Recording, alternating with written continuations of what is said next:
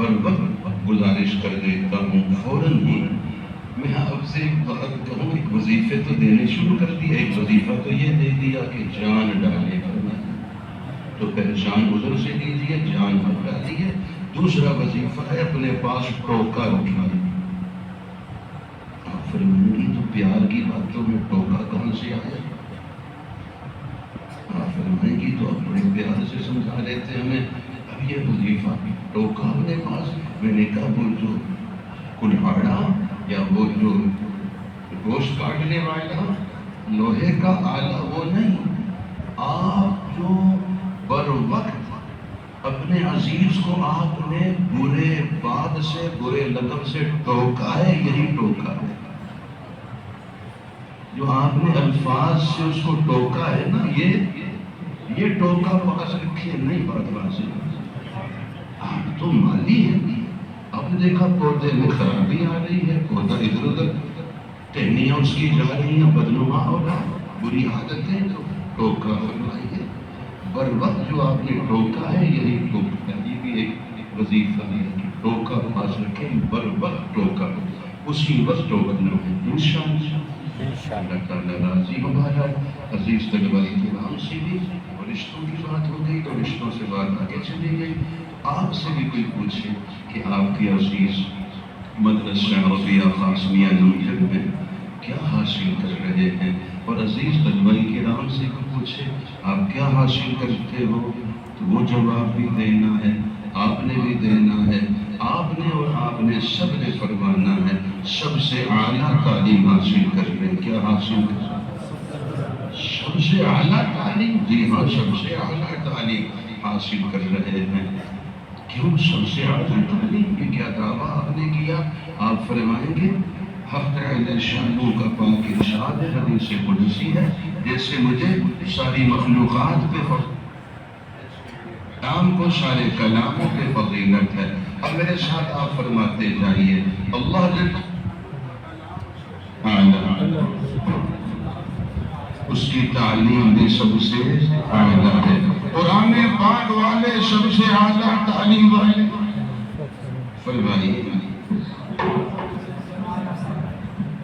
ہمارے عزیز طلباء کرام ابھی تکمیل قرآن پاک کی سعادت جو حاصل کی ہے، ہمارے ایک عزیز طالب علم سامنے تشریف لائیں.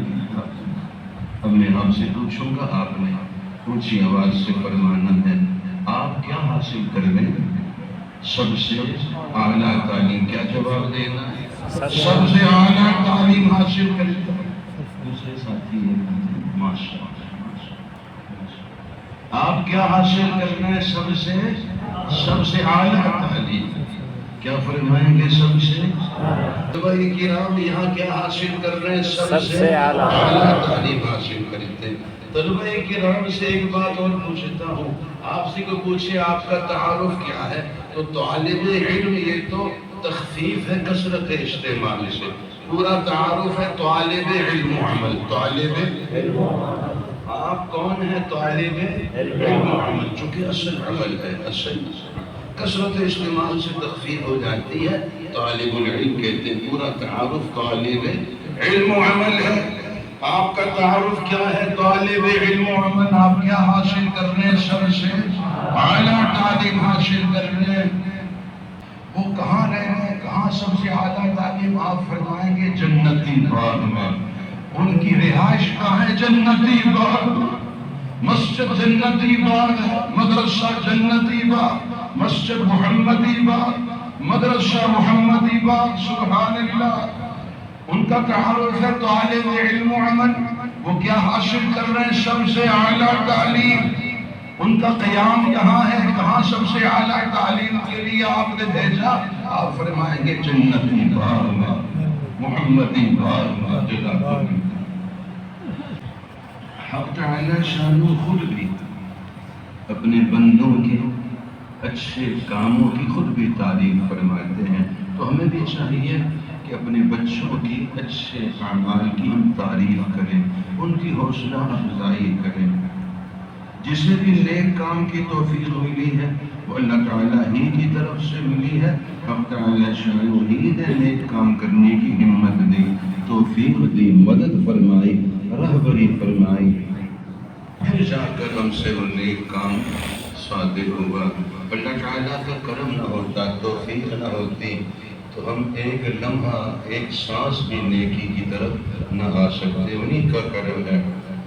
حق تعالیٰ شان ہو، خالق اور مالک ہے، توفیق بھی وہ دیتے ہیں، اس کے باوجود چند آیت مبارکہ کو آپ دیکھیے، اس سے اندازہ ہوگا سب کچھ اللہ تعالیٰ ہی فرما رہے ہیں، تو اپنے نیک بندوں کو توفیق بھی نیکی کی خود دی، پھر ان کے نیک عمل پر ان کی تعریف بھی فرمائی۔ حضرت سیدنا ایوب علی نبینا علیہ السلام کے بارے میں ارشاد فرمایا، سورہ صاد ہے، آیت مبارکہ 44 ہے، اِنَّا وَجَدْنَاهُ صَابِرًا نِعْمَ الْعَبْدُ إِنَّهُ أَوَّابٌ۔ حقیقت یہ ہے کہ ہم نے اپنے بندے ایوب کو بڑا صبر کرنے والا پایا، وہ بہترین بندے، واقعی وہ اللہ تعالیٰ سے خوب لو لگائے ہوئے تھے۔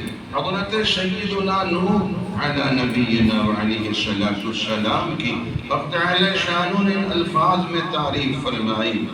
یہ سورہ بنی اسرائیل ہے، آیت مبارکہ، ارشاد فرمایا انہو کان عبدا شکورا، وہ بڑے شکر گزار بندے۔ حضرت سیدنا ابراہیم علی نبینا علیہ السلام کی تعریف فرماتے ہوئے حق تعالی شانہ نے فرمایا، سورہ ہود آیت مبارکہ 75 ہے، ان ابراہیم لحلیم اوّاہ منیب۔ حقیقت یہ ہے کہ ابراہیم بڑے بردبار، اللہ تعالیٰ کی یاد میں بڑی آہیں بھرنے والے اور ہر وقت اپنے رب سے لو لگائے ہوئے تھے۔ حضرت سیدنا موسیٰ علی نبینا علیہ السلام کی تعریف فرمائی، سورہ مریم ہے، آیت مبارکہ 51 ہے، انہو کان مخلصا، بے شک وہ اللہ تعالیٰ کے چنے ہوئے بندے تھے۔ حضرت اسماعیل علیہ السلام کی تعریف ان الفاظ میں فرمائی، سورہ مریم ہے، آیت مبارکہ 54 ہے، انہو کان صادق الوعد، بے شک اسماعیل وعدے کے بڑے سچے تھے۔